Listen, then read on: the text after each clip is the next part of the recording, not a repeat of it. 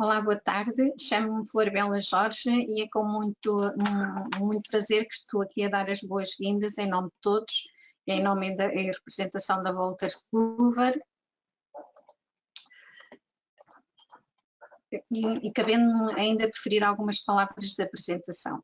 A Wolters Kluwer é a entidade responsável pela organização deste encontro online e tem como slogan "When you have to be right", que destaca e sublinha na medida em que se dedica a fornecer informação, software e serviços com propostas de ideias inovadoras e soluções inteligentes para pessoas que integram as profissões reguladas. A cibersegurança como dever deontológico do advogado é o tema que nos reúne hoje aqui para chamar a atenção para a complexidade dos temas relacionados com a gestão de incidentes de segurança informática, a responsabilidade de implementar as medidas de segurança para proteger o trabalho dos advogados e a informação que resulta do seu trabalho. Pensarem na documentação, nos procedimentos, nos contactos com os clientes.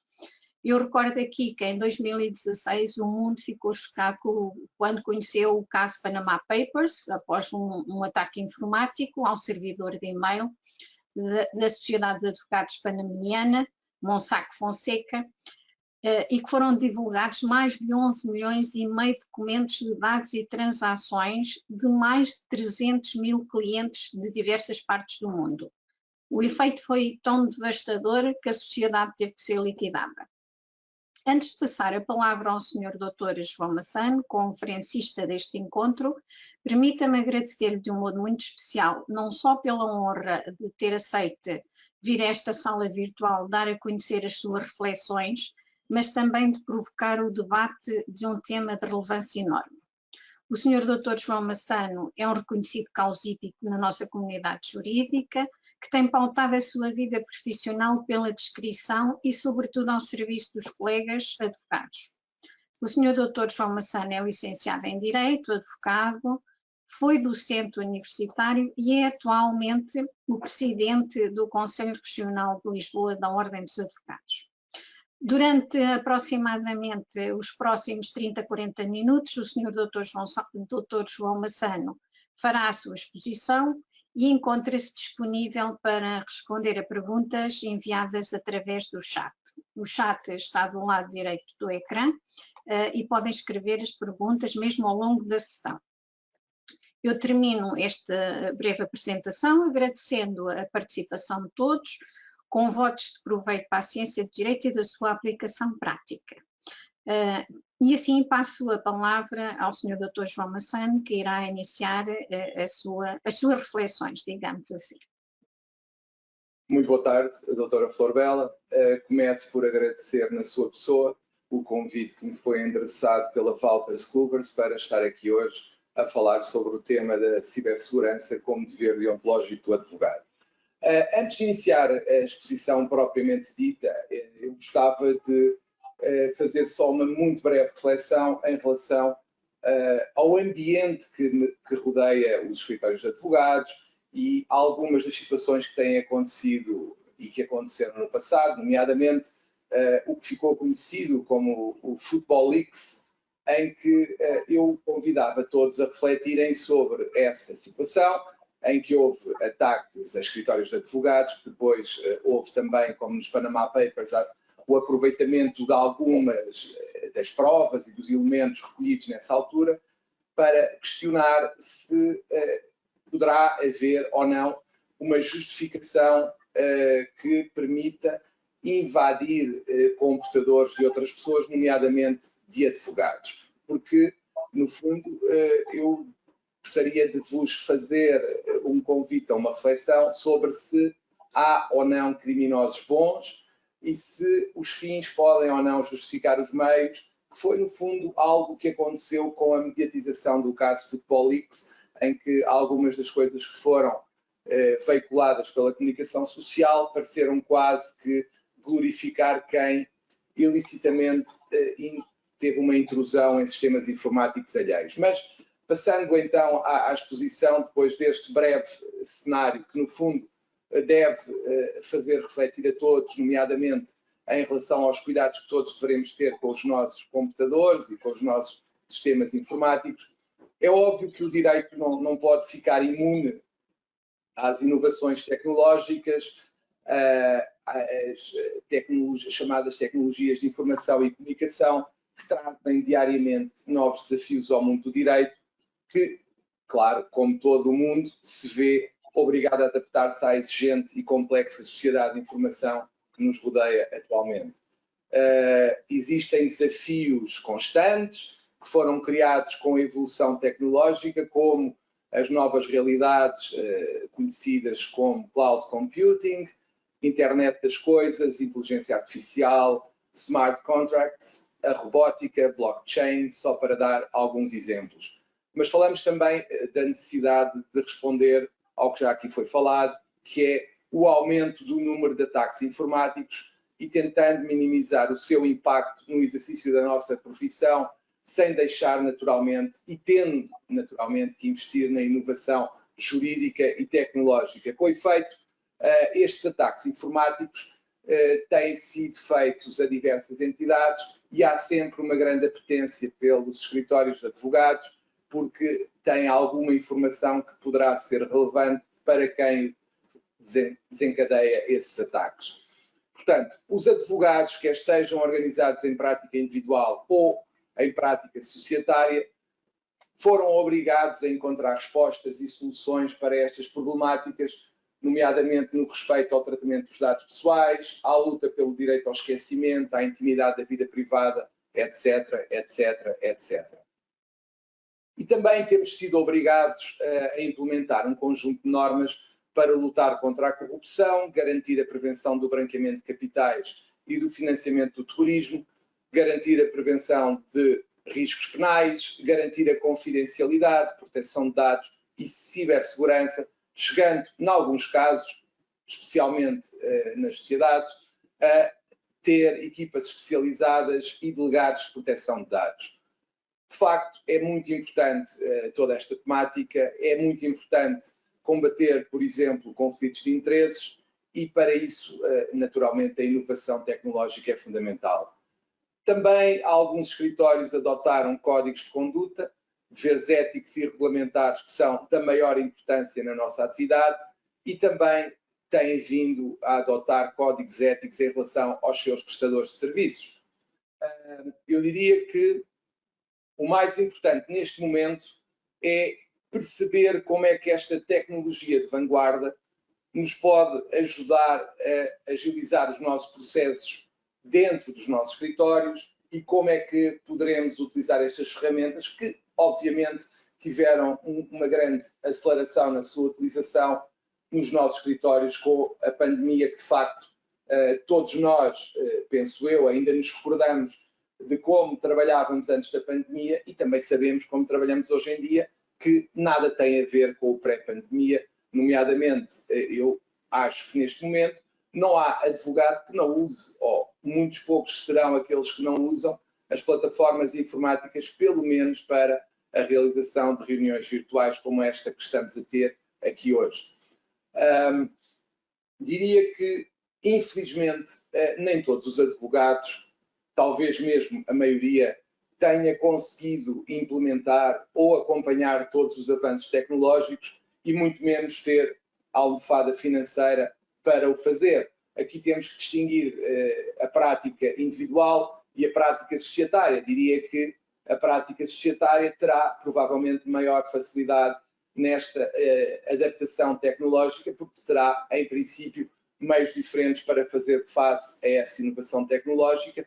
De facto, eu penso que neste momento o mais importante será debater a necessidade de segurança cibernética no exercício da advocacia, mas também e principalmente, e aí talvez a Ordem dos Advogados deva ter, e eu tentarei no Conselho Regional ter esse papel, que é dotar os advogados das ferramentas certas para a sua defesa em termos cibernéticos. Porque a prática individual, como eu tenho defendido muitas vezes, não tem que ser uma prática isolada. Eu diria mais, tem que haver um esforço de criar uma rede, porque essa rede, num caso que aqui nos importa, seguramente um trabalho em rede permitirá que estas ferramentas informáticas saiam mais barato a todos do que a cada um individualmente, e é uma pista que eu lanço aqui, que é: vamos trabalhar em rede, sem que tal implique criar sociedades, mas pelo menos para diminuir custos ao nível informático, é seguramente um bom caminho. Não obstante, e volto a repetir, eu entender que a Ordem dos Advogados tem que desempenhar também um papel nesta área. Para início de conversa, eu lançaria aqui duas interrogações. Primeiro, a cibersegurança deve ser um dever deontológico do advogado? Segundo, o advogado deve ou não ter competências tecnológicas? Para ajudar a responder a estas duas questões, optei por apresentar uma pequena análise em que farei aqui uma espécie de prós e contras, fraquezas e pontos fortes do nosso escritório e do que nós poderemos ou devemos tentar fazer para melhorar a nossa defesa cibernética. No fundo, por assim dizer, eu diria que os problemas e necessidades que a cibersegurança levanta na advocacia serão de duas ordens. Primeiro, internos. Na perspectiva dos advogados, temos que ver quais são os nossos pontos fortes e os nossos pontos fracos. E externos, na perspectiva da sociedade, quais são as oportunidades que se levantam externamente e quais são as ameaças que também vêm de fora, que já falámos de algumas, nomeadamente em relação aos ciberataques. De facto, a inovação jurídica e tecnológica impõem uma abordagem mais digital dos serviços oferecidos e uma forma mais tecnológica de trabalhar. Com efeito, esta inovação jurídica e tecnológica permite-nos uma maior eficiência nos serviços que prestamos e, naturalmente, essa eficiência traduz-se num ganho para o cliente, desde que exista e se desenvolva numa área que é do conhecimento de todos os advogados, porque a forma como vamos desenvolver a nossa atividade naturalmente poderá ser beneficiada em termos de disponibilidade para as tarefas essenciais se tivermos boas ferramentas informáticas e se tivermos uma boa plataforma que nos permita fazer a gestão do nosso tempo de forma mais eficaz. Eu diria que a necessidade da nossa intervenção nas decisões e nos serviços apoiados em inteligência artificial ou em outros sistemas autónomos é fundamental. Porquê? Porque a utilização da informática, a utilização das plataformas, por exemplo, as bases de dados, a análise da jurisprudência, poder-nos-á poupar muito tempo. Todos nós nos lembramos, seguramente, pelo menos os mais velhos, se lembrarão da altura em que os escritórios eram compostos por muita jurisprudência em papel e que hoje em dia, felizmente, não que não exista ou não possa existir jurisprudência em papel, mas já temos ferramentas de pesquisa que facilitam em muito a nossa pesquisa. Basta todos pensarmos em situações em que temos um processo para analisar numa determinada matéria, com as ferramentas informáticas que existem é muito mais rápida essa procura e temos logo uma série de decisões judiciais sobre a temática que é pesquisado por estas ferramentas que poupam o nosso tempo. E, de facto, permitem-nos concentrarmos no que é mais importante, a elaboração das peças processuais e a escolha da melhor estratégia para elaborar essas peças, que ficamos com mais tempo ao ter alguém, neste caso não é alguém, mas é uma ferramenta informática que nos faz essa seleção das decisões judiciais. No fundo, a tecnologia auxilia-nos no nosso mandato e na nossa consulta jurídica, libertando-nos daquelas tarefas mais rotineiras, mais administrativas, mais mecânicas e que são de menor valor acrescentado. O que é importante é que nós consigamos perceber quais são aquelas tarefas em que podemos ter um maior valor acrescentado e dedicarmos a essa tarefa, para que a informática esteja ao nosso serviço e que seja uma forma de maximização do nosso tempo. Eu diria que é fundamental organizarmos e estruturarmos os nossos serviços que oferecemos aos clientes através de plataformas, através de soluções inovadoras que sejam fiéis ao propósito de cada um de nós e ao modo de melhor servir os seus clientes. Ou seja, hoje em dia, se nós utilizarmos as ferramentas existentes, já podemos ter, inclusivamente, como sabem, e conceder o acesso online aos nossos clientes, desde que naturalmente adotemos as medidas de segurança necessárias a oferecer esse tipo de serviço, mas já é possível oferecer ao cliente a informação informaticamente, através de acesso pelo site ou outro tipo de acesso em plataforma que permita ao cliente chegar e ver em que estado é que o seu processo se encontra, e nessa medida, naturalmente, a informática melhorará o nosso serviço e dará maior transparência àquilo que fazemos, sem que o cliente tenha que estar permanentemente a ligar-nos a perguntar como é que está o processo, sem embargo, naturalmente, de poder continuar a fazê-lo, mas pelo menos já tem uma ferramenta disponibilizada por nós que lhes permite saber o estado do processo e as diligências que vão sendo realizadas por nós ao longo do processo através de uma aplicação. Porque as aplicações, de facto, simplificam e desburocratizam os nossos processos e os nossos procedimentos, tornando tudo mais transparente, mais rápido, mais eficaz na comunicação com o cliente, que, no fundo, é fundamental para, muitas das vezes, evitar mal-entendidos e aquela ideia que muitas vezes os clientes têm que nós não estamos a fazer nada e que, de facto, a culpa é sempre do advogado, como toda a gente muitas vezes diz, mas não. Se nós tivermos uma ferramenta que torne mais transparente, uma aplicação que torne mais transparente a nossa atuação processual, seguramente que, pelo menos, o cliente tem acesso à informação e não pensará que nós não estamos a fazer nada. Qual é que é aqui a grande questão e que levanta mais problemas na nossa atividade? É o que se tem chamado de desmaterialização e fragmentação dos nossos escritórios. Os escritórios de advogados hoje em dia já não são só o local físico. Nós já não exercemos só a nossa profissão no nosso escritório, na nossa sala de reuniões, no nosso gabinete, no espaço físico do nosso escritório. De facto, utilizamos o smartphone, o computador, o nosso próprio domicílio, uma vez que estamos ligados em rede com o nosso escritório muitas das vezes. Os nossos colaboradores, quando temos, também utilizam a tecnologia fora do escritório e, no fundo, acabamos por ter uma multiplicidade de formas de exercício da profissão que já não se limita ao escritório como antigamente. E, naturalmente, isso implica um maior cuidado da nossa parte, mas também muitas vantagens que todos conhecemos, porque hoje em dia, para o bem e para o mal, se quisermos, a ligação em cloud com o escritório é muito fácil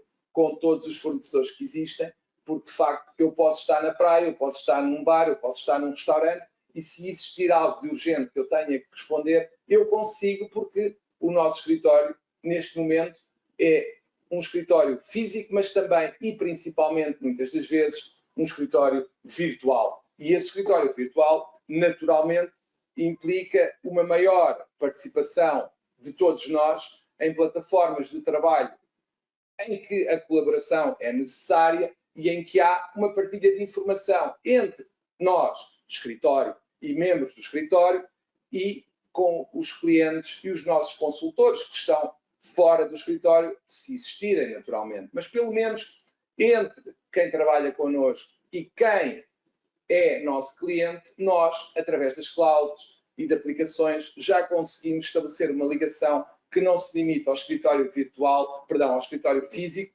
nem às reuniões que realizamos com os clientes no nosso escritório, nas nossas salas de reuniões, nos nossos gabinetes, etc, etc.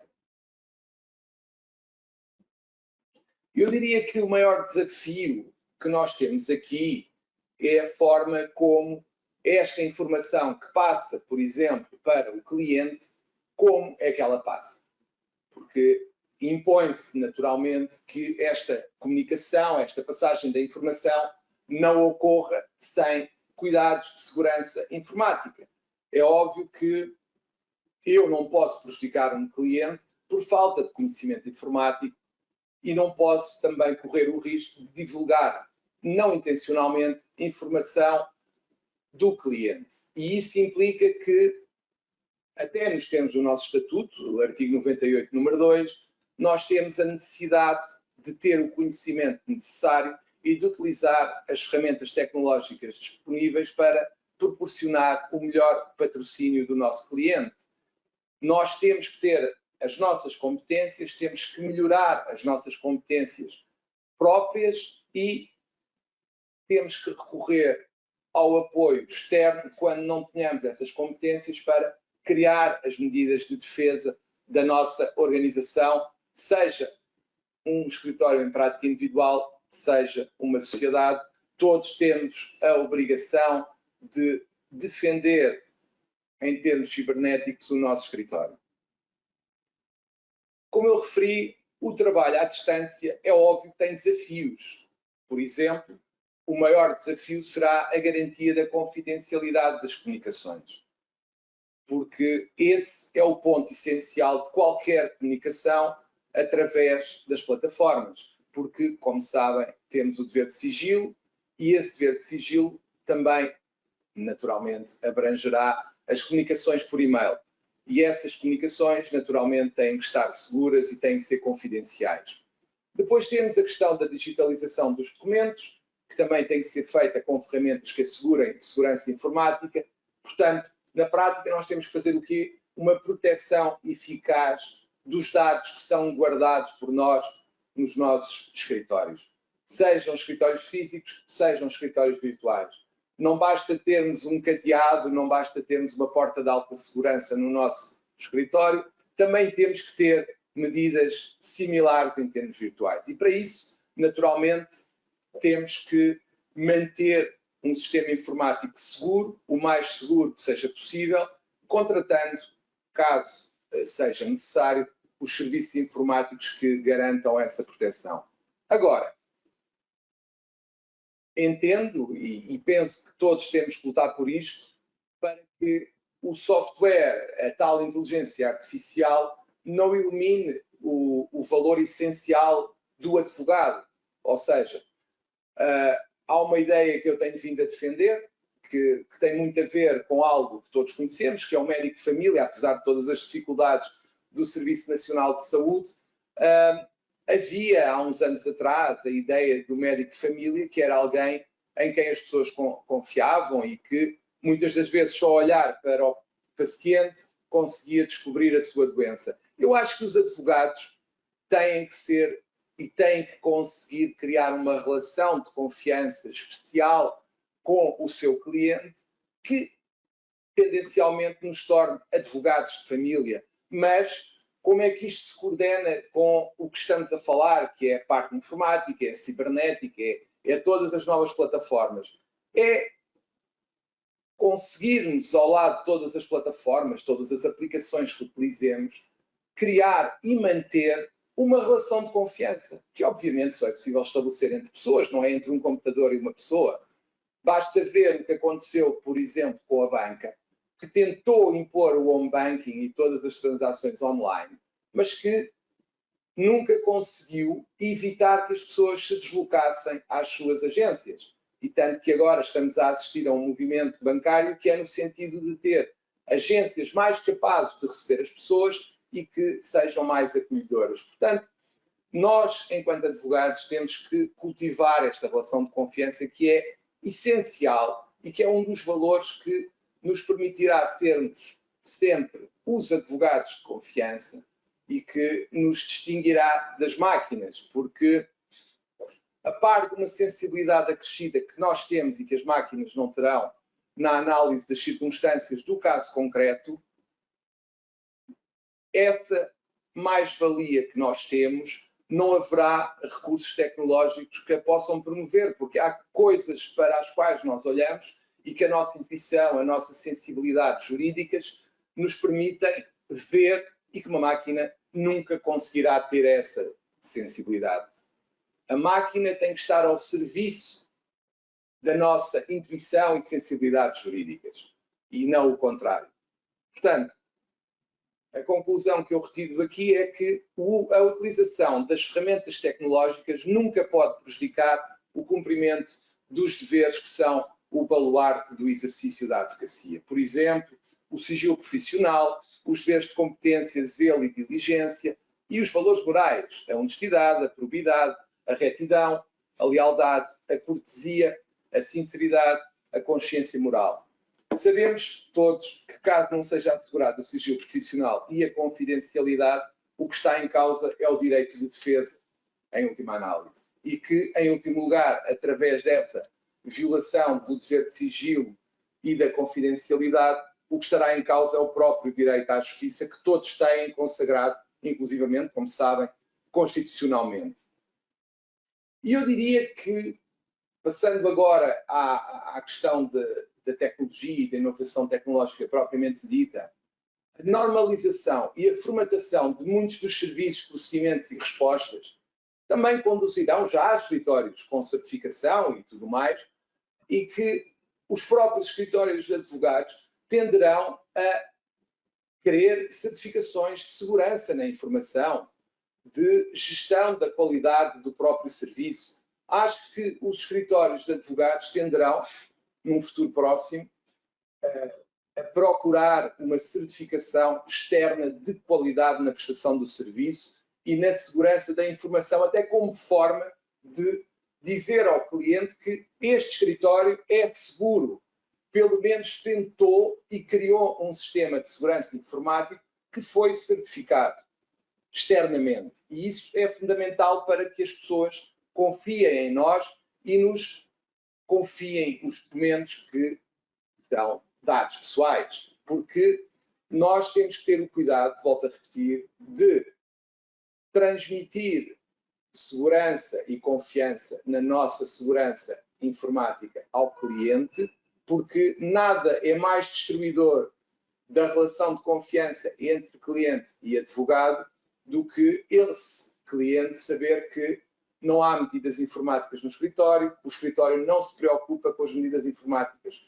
Já não é possível continuarmos a procurar, volto a repetir, só medidas de segurança como alarmes e portas blindadas do escritório. Essas portas blindadas e esses alarmes têm que ser transformados para o lado virtual.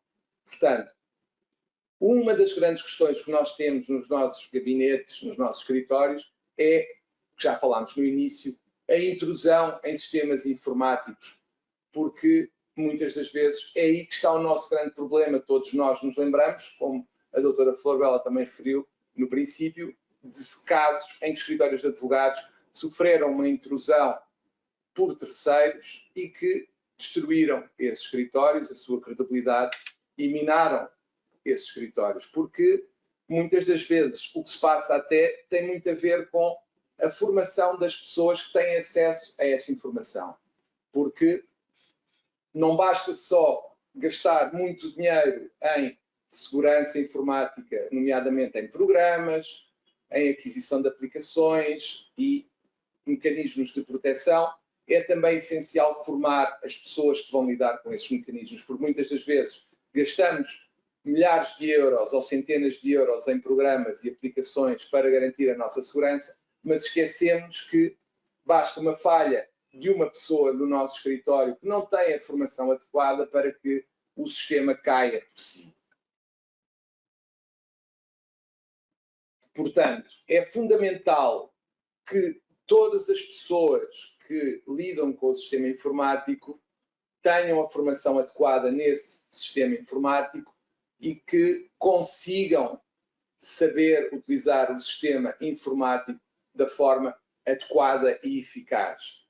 E que, no fundo, eu diria que, para além da aquisição desses sistemas e dessas aplicações, dessas plataformas, é essencial formar as pessoas que colaboram connosco ou formarmos-nos a nós também para utilizar essas plataformas de forma a que nós também não coloquemos em risco a nossa própria segurança informática. Quantos de nós já não receberam aqueles e-mails de phishing e quantos de nós também não conhecemos pessoas que mesmo no nosso escritório ou em escritórios de colegas clicaram nesse link e causaram um problema enorme a todo o escritório. Infelizmente, todos conhecemos situações dessas, todos ouvimos situações dessas e algumas delas até em escritórios que têm sistemas muito sofisticados de segurança informática. Portanto, as pessoas contam, as pessoas são muito importantes nesta nossa defesa cibernética.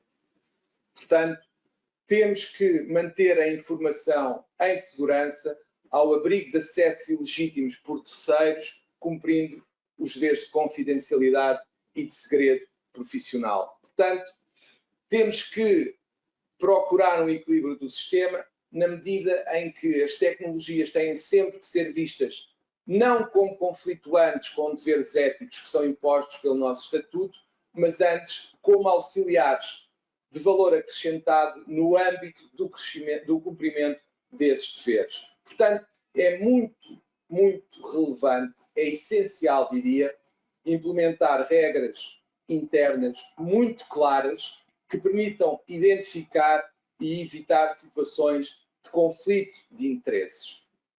É importante todos os escritórios terem mecanismos de compliance, de avaliação de risco, com o cumprimento das obrigações dos advogados em termos de prevenção e combate ao branqueamento de capitais e financiamento ao terrorismo e, como sabemos, esta é uma das matérias que temos que assegurar e todos temos assistido ao aprofundamento do nosso código deontológico com o reforço dos deveres e obrigações que temos nestas áreas, nestas questões e que podem trazer conflitos ao advogado, como sabem, já que os princípios podem estar e podem conflituar, nomeadamente o sigilo profissional, com o dever de reportar situações de risco e aí, naturalmente, temos que salvaguardar o cumprimento das nossas obrigações estatutárias em matéria de sigilo e coordenar com o dever que temos de reportar situações de risco.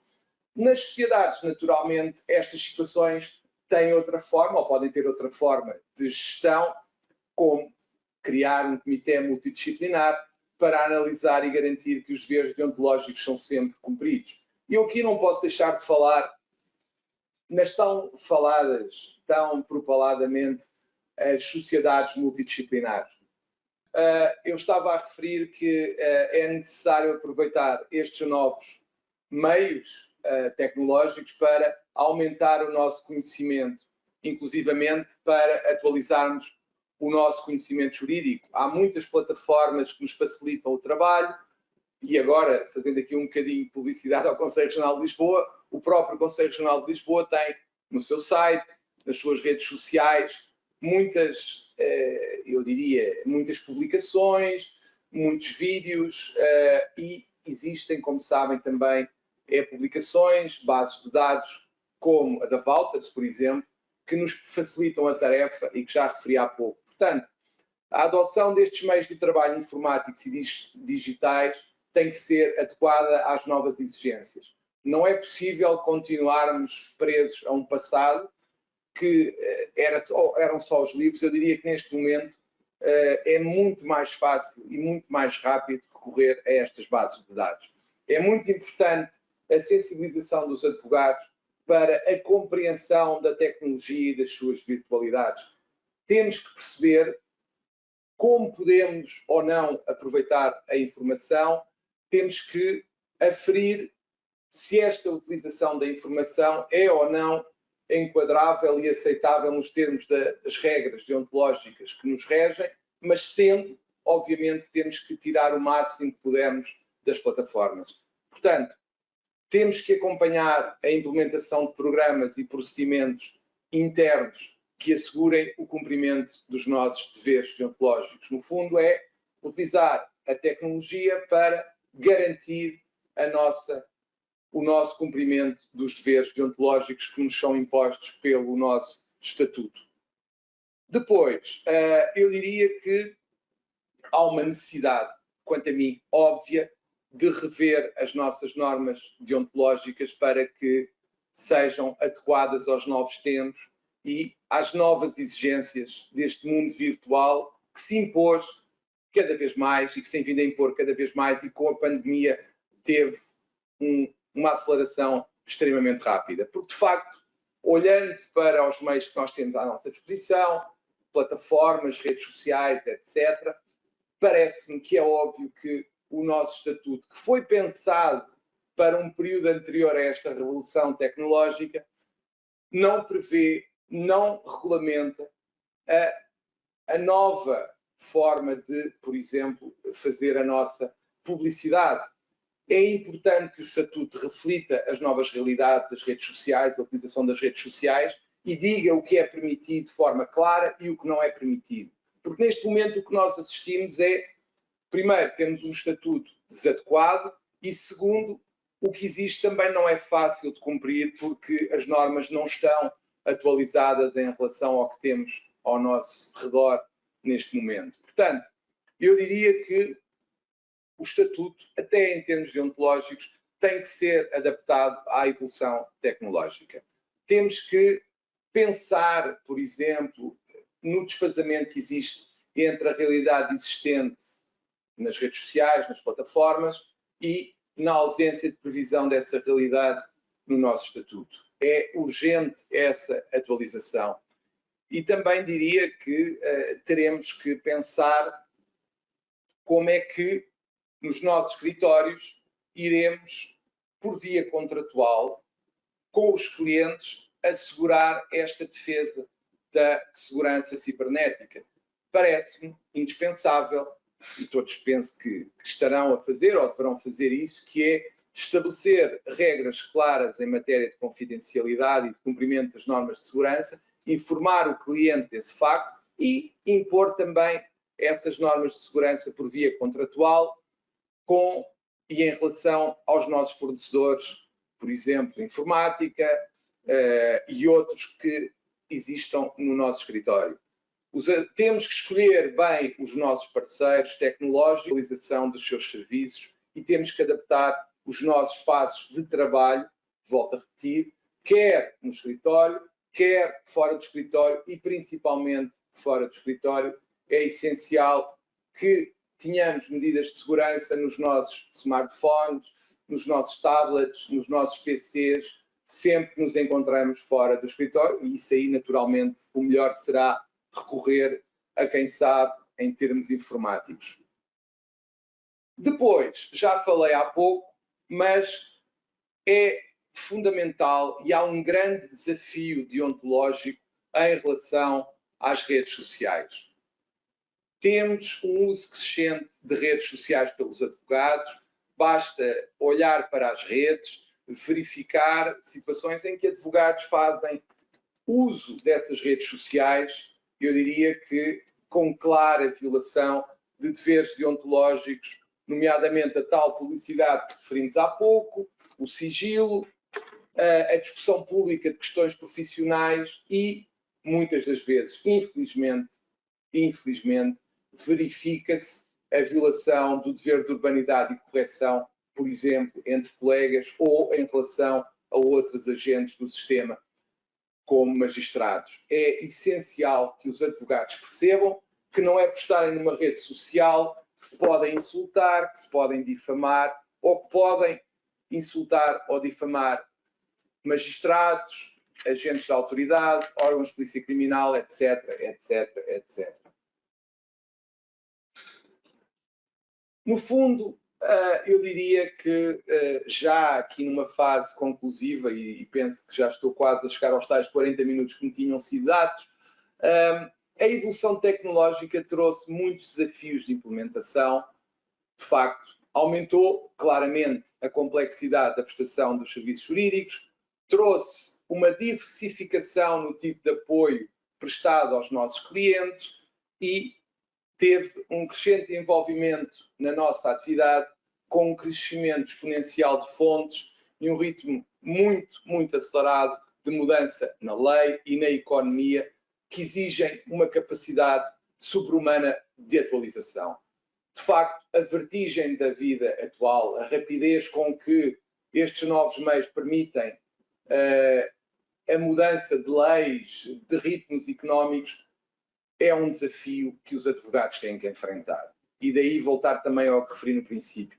É essencial que os advogados consigam unir-se, mesmo que não seja, volto a repetir, e não é nada disso que eu não defendo, pelo contrário, o fim da prática individual, eu próprio estou em prática individual, mas entendo que a melhor forma de prestarmos um excelente serviço, um serviço de qualidade que o cliente merece, passa pelo estabelecimento de uma rede e de parcerias conjunturais, em relação ao processo A, B ou C, ou a um conjunto de processos, que é a melhor forma de termos uma qualidade de serviço e termos uma prestação de serviço mais tecnologicamente evoluída, porque naturalmente em rede, volto a repetir, é mais fácil ter os meios necessários e de forma mais barata para todos.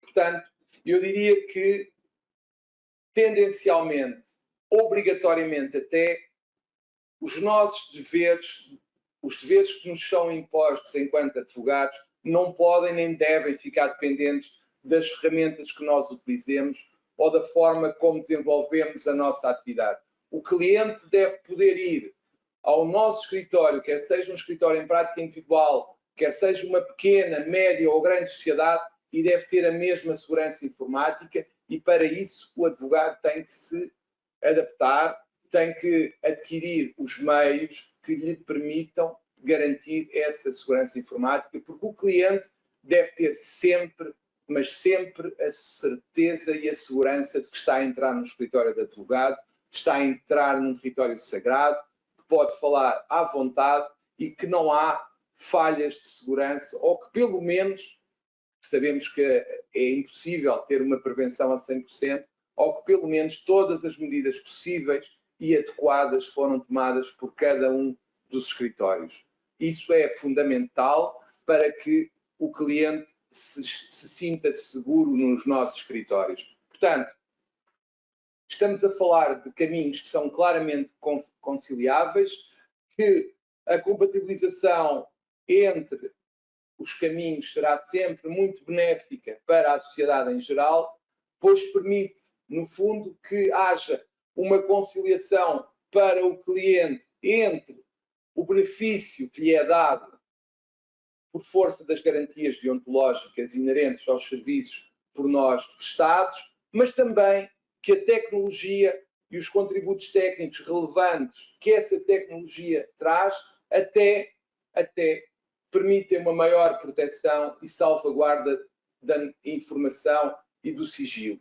De facto, a inteligência artificial tem que ser vista como um desafio, mas também e essencialmente como uma oportunidade para melhorarmos o nosso serviço, para sermos melhores advogados e advogadas, para que o nosso trabalho se torne mais eficiente e que consigamos libertar-nos de tarefas simples e repetitivas, que essas podem ser realizadas informaticamente, ficando com tempo para o essencial, que é o cimentar da confiança do cliente, aprofundar o relacionamento com o cliente, termos uma intervenção pessoal no que realmente importa, no que realmente exige a nossa atenção e dedicarmos uma maior atenção, uma maior disponibilidade de tempo aos problemas do cliente e, no fundo, à criatividade intelectual que nos distingue das máquinas.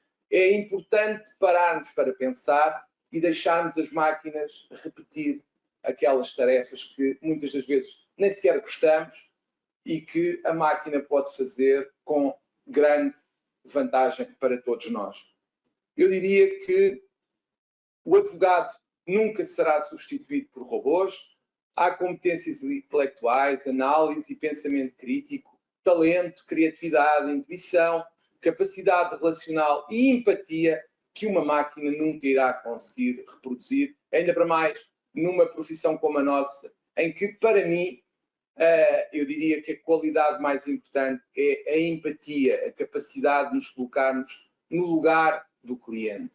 E é aí que reside a nossa mais-valia e é aí que se estabelece a tal relação de confiança que tenderá ou que deverá ser uma relação de advogado de família. Porque temos que encarar a inovação como um bem que contribui para o progresso da sociedade e do próprio ser humano, mas que a ética tem que estar sempre como cola indispensável em tudo o que fazemos. Portanto, eu tenho aqui algumas questões, mas isso já excedi um pouco o meu tempo, salvo erro, 42, 43 minutos, e dou por concluída esta parte inicial de exposição para não vos maçar mais, porque de facto 40 minutos é algum tempo para me estarem a ouvir. Muito obrigado pela vossa atenção e agora, se calhar, passaríamos às questões e eu passaria também à doutora Florbela para cortar aqui o monótono diálogo que eu tentei ter convosco, embora em termos virtuais. Muito obrigado.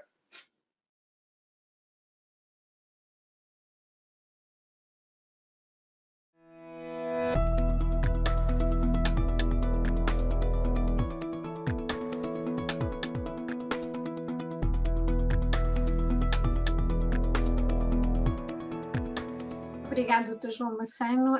Foi muito interessante o que acabou de dizer, as suas reflexões.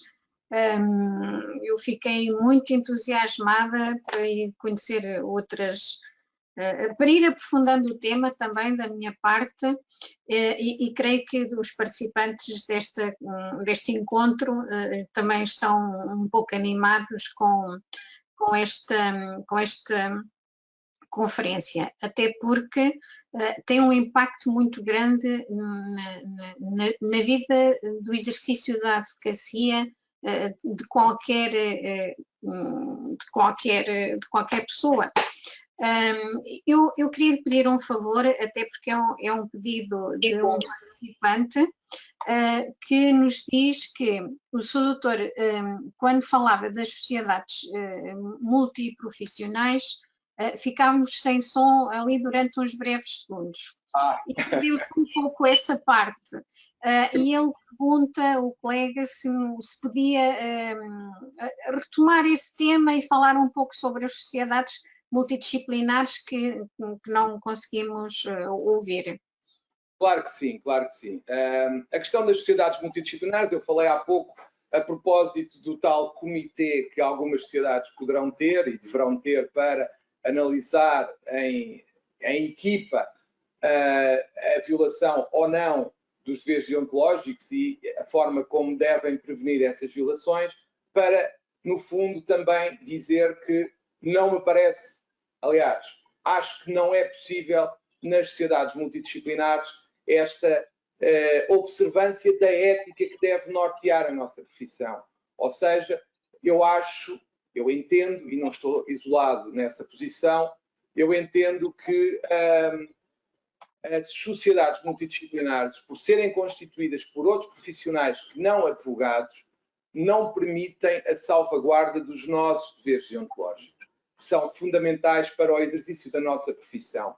No fundo, parece-me que como é que eu posso impor numa sociedade multidisciplinar o cumprimento, por exemplo, do dever de sigilo quando temos um economista, um arquiteto ou outra profissão qualquer que não está submetido ao Estatuto da Ordem dos Advogados, quem é que vai verificar o incumprimento desse dever? Esta é a questão.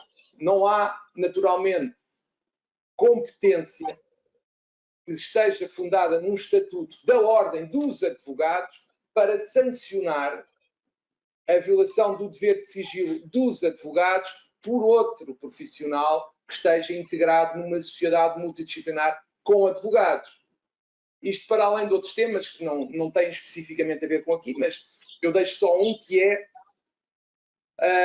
fala-se muito como uma crítica da funcionalização dos advogados no âmbito, por exemplo, do sistema de acesso ao direito, que ficam funcionalizados ao sistema. Mas o que é que vai acontecer se por acaso formos para sociedades multidisciplinares? Vamos ser todos empregados das grandes consultoras ou das consultoras?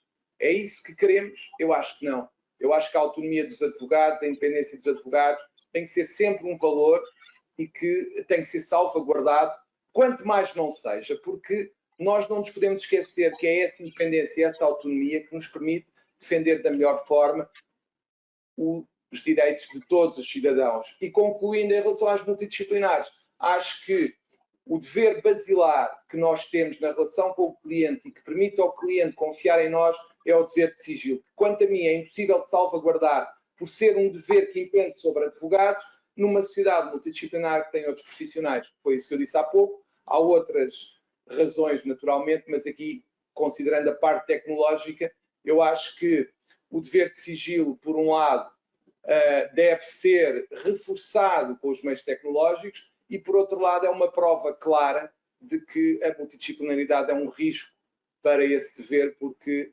naturalmente, a sua violação estará ao alcance de qualquer outro profissional que esteja integrado nessas sociedades. Obrigadíssimo, Sr. António. Eu vou aqui passar uma outra pergunta de um participante, espero que se animem mais, já temos aqui algumas. A primeira pergunta: alguns países já têm guias de como gerir a fuga de informação dos escritórios dos advogados. A Ordem dos Advogados já pensou em publicar algum guia semelhante? Isso está naturalmente, eu diria que, já agora, se me permite só fazer aqui um bocadinho de publicidade, no Conselho Regional de Lisboa nós vamos fazer uma conferência sobre a multidisciplinaridade, em que para já temos confirmada a presença de uma deputada do Partido Socialista. Portanto, quem quiser ouvir falar sobre multidisciplinaridade e quiser ouvir falar uma exposição em relação à posição do PS, pelo menos do PS, nós estamos a tentar que outros partidos estejam presentes, mas pelo menos o PS irá estar presente. Voltando ao que disse, eu acho que não foi claro o que eu disse há pouco, mas que me parece que a Ordem dos Advogados, e no Conselho Regional de Lisboa eu estou a trabalhar nisso, que é formas de auxiliar os advogados a protegerem-se em termos de segurança informática, tentando ver qual a melhor solução que poderá ser proporcionada no âmbito do Conselho Regional de Lisboa, porque me parece que é essencial, e parece-me que é essencial, como aliás o Conselho Regional já fez e irá divulgar brevemente, nós fizemos um manual de conduta nas redes sociais e que iremos divulgar oportunamente. Como tal, ele já está feito, eu penso que ainda sairá ou esta semana ou na próxima. Como é óbvio, eu também acho que é importante o Conselho Regional e a Ordem no seu todo fazerem uma espécie de, se quisermos, facts sobre a matéria. Parece-me de todo relevante e parece-me uma sugestão muito importante e que eu irei tomar em consideração, porque me parece que faz todo o sentido que seja feito esse trabalho pela Ordem, porque se calhar em algumas estruturas societárias, nomeadamente as grandes sociedades, não o precisarão, eu penso que pelo menos os advogados em prática individual e dos pequenos escritórios terão, penso eu, interesse num documento desse género. Temos aqui temos aqui uma outra pergunta, porque falou muito do segredo profissional e o sigilo, e resumindo aqui o comentário, porque vieram várias perguntas nesse sentido, eu vou resumir aqui 3 ou 4 perguntas no seguinte: o dever de segredo profissional ou de sigilo profissional pode ou não inclui o dever de cibersegurança? São autónomos ou um inclui o outro? É o que me perguntam aqui. É assim, eu acho que se quisermos, o dever de cibersegurança abrange mais do que o dever de sigilo, apesar de haver naturalmente algumas dúvidas sobre a questão. Mas, pelo menos, em relação ao sigilo profissional, parece-me que o dever de cibersegurança é essencial, porque se eu não tiver medidas informáticas de segurança no meu escritório, quer físico, quer virtual, corro o risco de comprometer o cumprimento do dever de sigilo. Obviamente que sim. Obviamente que sim. Agora, a cibersegurança também pode estar, por exemplo, incluída até na questão da transparência, porque se eu tiver, imaginemos, uma plataforma que permita o acesso aos processos, muitas das vezes estamos a falar só de informação sobre diligências processuais, é óbvio que aí também o dever de cibersegurança é fundamental. Sim. Tenho aqui uma outra pergunta, é um bocadinho extensa porque tem um contexto e por isso eu leio, que é para não falhar nada. Para além das questões de cibersegurança, como a relação entre o cliente e o advogado poderá ser disciplinada diante do dever de prestar informações ao seu constituinte, de modo a evitar o adoecimento dos profissionais, principalmente em prática individual. No Brasil, o que vimos ocorrer com a virtualização da atividade profissional foi um acúmulo de solicitações, sem respeito a agendas e horários, manifestando-se casos de síndrome de burnout e afastamento por questões de saúde mental. Não sei se enquadrei bem, isto é muito extenso, mas no fundo isto tem a ver com o dever de prestar informações no exercício da prática individual. Não sei se quer comentar. Isto deve ser algum colega além Atlântico. Desde já ficamos muito gratos por se associar aqui a estes problemas que não são só de nível nacional, mas a nível global. O escritório é o nosso computador, não é só o local físico em Portugal. Por favor, doutor João, desculpe este aporte.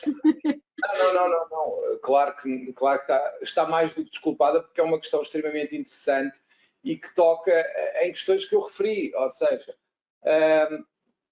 primeiro, parece-me que tem que haver bom senso, quer dos magistrados, quer dos próprios advogados, mas aqui essencialmente dos magistrados quando acontece uma situação comprovada de doença e de falta em relação às diligências processuais. Depois, temos outra questão que tem a ver com, me parece que a Ordem dos Advogados tem que lutar pelo respeito e deve lutar pelo respeito pelos advogados que a magistratura tem que ter. É inevitável, quanto a mim, que isso tenha que acontecer e isso passa. Até nós temos já previsto uma medida para breve que vai entrar, creio eu, logo no princípio de setembro no Conselho Regional de Lisboa, em que vamos preconizar esse respeito e, através de uma ligação com o Conselho Consultivo, aqui em Lisboa, iremos relatar situações de falta de respeito pelos advogados. Porque é fundamental a sensibilização da magistratura. E isso passa por, primeiro, a Ordem ter conhecimento de todas as situações em que esse respeito ocorre para poder tomar medidas. Porque não basta dizer que ele ocorre, é preciso dizer, no juízo tal, aconteceu isto, e pedir a nossa intervenção. Porque se nós não conhecemos, nós não sabemos, nem podemos intervir. Porque se for a Ordem, eu ainda acredito, porque tenho tido esse reflexo em algumas das atitudes que o Conselho Regional de Lisboa tem tomado, se a Ordem dos Advogados, nomeadamente o Conselho Regional, a que eu tenho a honra de presidir, tiver conhecimento das situações e tomar uma atitude perante, por exemplo, o Conselho Consultivo, eu acredito, porque tenho experiência nesse sentido, que poderemos ser ouvidos e essas situações serão corrigidas. Mas para isso têm que fazer chegar ao Conselho esse tipo de situações. Em segundo lugar, voltando à ideia que eu referi há pouco e que não é só minha, há mais pessoas que defendem, torna esta questão, salienta, parece a mim, com muita clareza, a necessidade que existe da prática individual não ser uma prática isolada. Ou seja, é muito importante que nós tenhamos relações especiais com colegas em quem confiemos, naturalmente, para situações em que, de facto, nem é pela nossa doença, muitas das vezes até pode ser o próprio cliente que tem interesse em que o processo avance.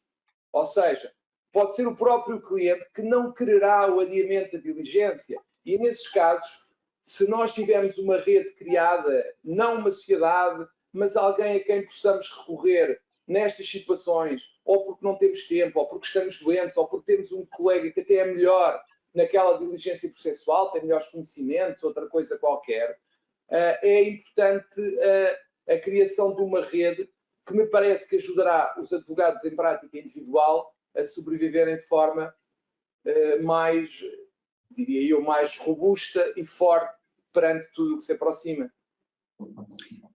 Tenho aqui um outro comentário, não fiz uma pergunta, é mesmo um comentário. Diz que os clientes passaram a demandar cada vez mais a atualização dos seus processos, o que não ocorria a certa altura quando os processos eram apenas em meio físico. E agora não há hora de solicitar a informação. Não sei se quer comentar esta frase, mas foi um comentário que me ficou. Quer sim. Isso tem a ver com o estar sempre on, como dizem agora. O facto de, eu há pouco não referi, é claro que a desvantagem do smartphone, das clouds e tudo mais, é permitir-nos acesso ao escritório sempre que desejemos, seja a que horas for. Eu acredito que a forma como os clientes demandam e exigem, nomeadamente, eu sei, há muita gente a queixar-se de mensagens por WhatsApp, SMS, às horas mais inconvenientes, passa também muito pela forma como nós conseguimos explicar ao cliente que também temos vida e que as coisas são, naturalmente, têm o seu tempo. Mas isso é uma questão de relacionamento com o cliente, mais do que outra coisa qualquer. Eu acho que os advogados e as advogadas têm que tentar e conseguir impor limites relativamente a certas demandas, como foi referido. Passa por aí. Impor limites é mais isso que está em causa e, no fundo, defenderem-se em relação ao próprio cliente. Eu vou passar a outra questão, doutor, aqui. Eu também vou ler porque isto é o mais literal possível. A robótica e a inteligência artificial, machine learning, bitcoins, blockchain, chatbots, big data, com outras tecnologias como as impressoras 3D, a realidade virtual e aumentada, os veículos autónomos ou a biotecnologia, mudaram a percepção de entender o mundo. Esta transformação está ligada à forma de compreender o direito e de exercer as profissões jurídicas. Os advogados devem de adquirir alguma competência tecnológica relacionada com estas matérias tão difíceis? Eu, no que me diz respeito a entender, às vezes, estas questões da engenharia é um pouco difícil, mas o que pergunto é se deve haver alguma competência tecnológica relacionada com estas matérias. Eu diria que, aliás, foi referido aqui na minha apresentação que o advogado tem que aumentar os seus conhecimentos. Eu diria que, em relação à competência tecnológica, eu faria uma pergunta que é: não precisamos nós, por exemplo, se exercemos na área da família, ter algumas competências de psicólogo, por exemplo, alguns conhecimentos de psicologia? Temos. Portanto, eu diria que, na medida em que o nosso exercício aconselhar esse conhecimento, se calhar era importante termos. Porquê? Porque o advogado, eu sempre ouvi uma expressão, e há muitos anos que eu ouço, quem só sabe de direito, nem de direito sabe. Aqui é quase quem só conhece matérias jurídicas e não tem sensibilidade para outras matérias, eu não diria que não consegue exercer, mas que terá maiores dificuldades em algumas circunstâncias, terá. Eu lembro-me de uma situação quando eu era mais jovem, já há alguns anos atrás, eu tive um processo em que se discutia, o problema era exatamente a localização de um software. Se tinha havido ou não tinha havido falha da empresa fornecedora do software. E é óbvio que eu senti dificuldades e tive que estudar as matérias relacionadas com as localizações e com os problemas de localização do software para perceber o processo. Eu diria que é a mesma coisa aqui. Essencial para mim, para todos os advogados e advogadas, é pegar no nosso escritório físico e virtual e conseguir estabelecer medidas mínimas de segurança. Depois, em relação às outras temáticas relacionadas com esta nova realidade, eu diria que dependerá do tipo de processo que tivermos. Se calhar há processos em que eu preciso de mais conhecimentos de psicologia, mas se calhar há outros que eu preciso de mais conhecimentos informáticos. E aqui o que é que se revela? É como tudo na vida. Se eu tiver mais conhecimentos, por exemplo, de contabilidade, analisarei melhor um balanço que quem não o tem. Portanto, aqui há uma questão, eu diria que não poderá não ser essencial, mas é importante ter alguns conhecimentos se formos chamados a debater-nos com questões relacionadas com essas temáticas, por exemplo, do blockchain. Ora, estou a ver se há mais alguma questão. Eu tenho que olhar aqui para o nosso chat.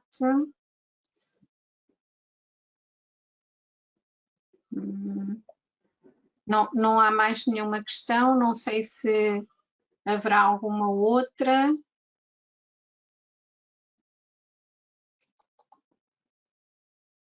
Não sei se o doutor quer acrescentar mais alguma informação. Eu tenho aqui mais umas questões que gostava de deixar, deixe-me só voltar aqui à minha apresentação, porque no fundo, só mesmo, eu tenho aqui algumas questões que eu próprio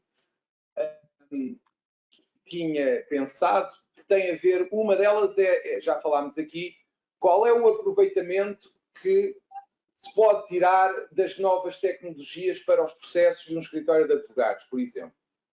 Eu falo-vos do meu exemplo pessoal. Qual é a minha questão neste momento?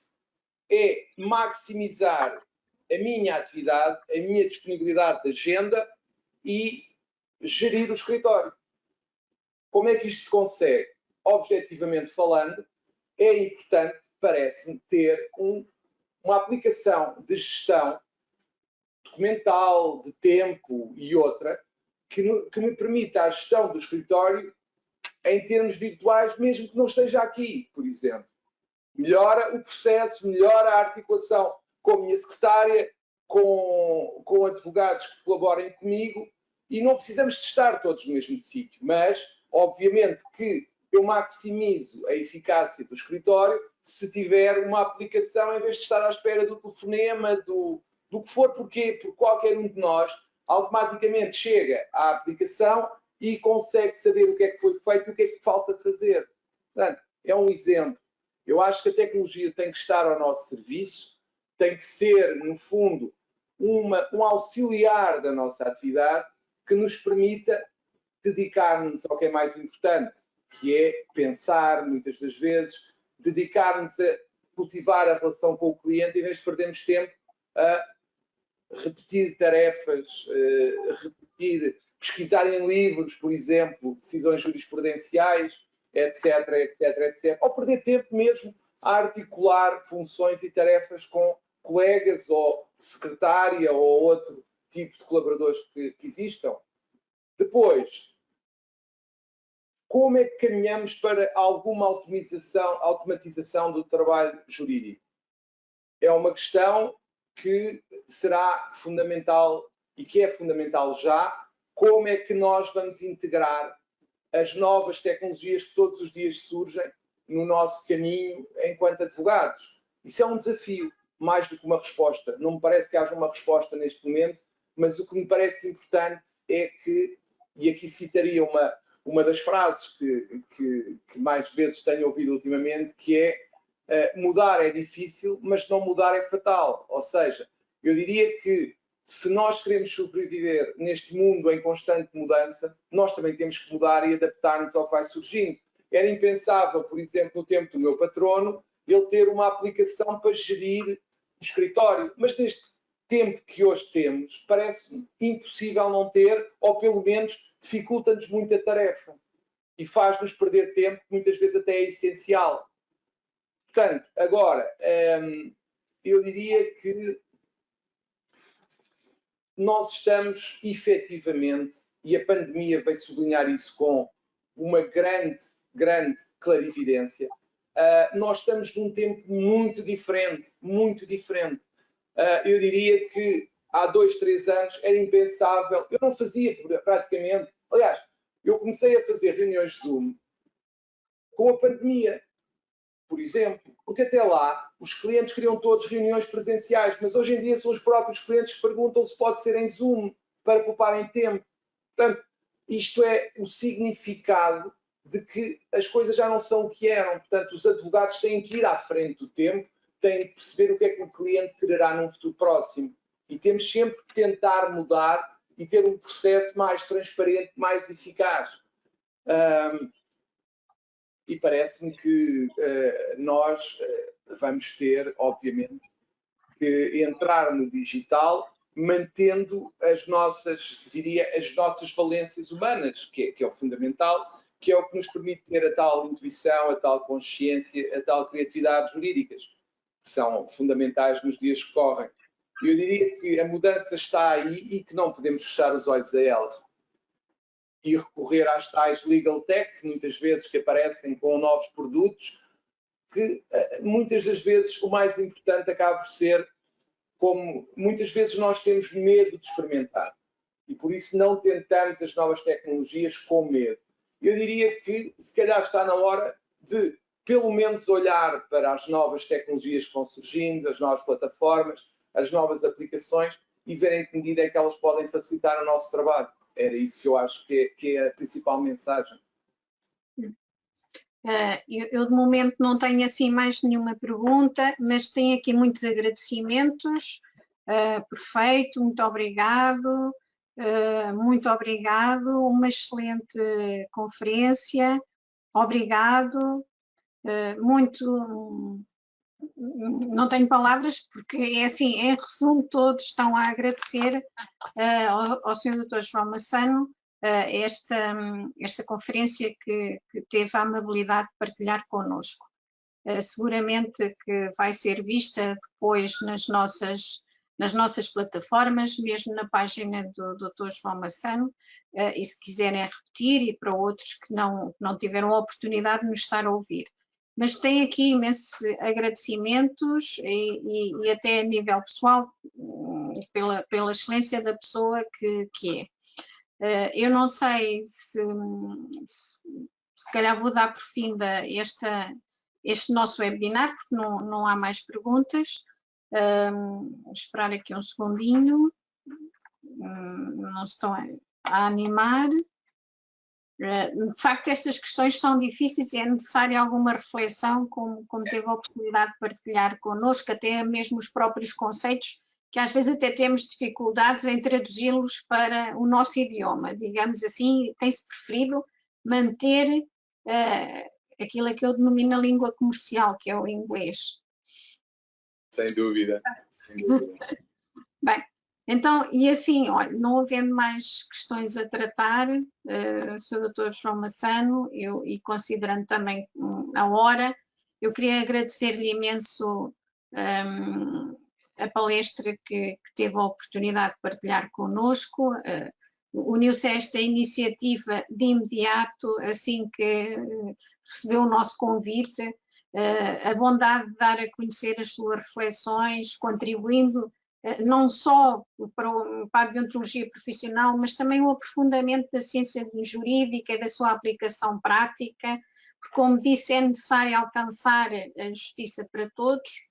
E, portanto, também quero agradecer a esta audiência a oportunidade que teve de partilhar também as suas perguntas e as suas dúvidas connosco, e que lhes peço que agradecer que respondessem a um questionário quando termina esta webinar, e também às minhas colegas Andreia e Lourdes da Wolters Kluwer, que estão aqui no back-office, digamos assim, sem o qual não teria sido possível concretizar este evento, e também ao meu diretor, Dr. Álvaro Ortiz. Eu dava assim por encerrado este encontro, muito proveitoso. Eu fiquei com muitas dúvidas e com vontade de estudar, e votos de boa saúde para todos os participantes e famílias aqui presentes.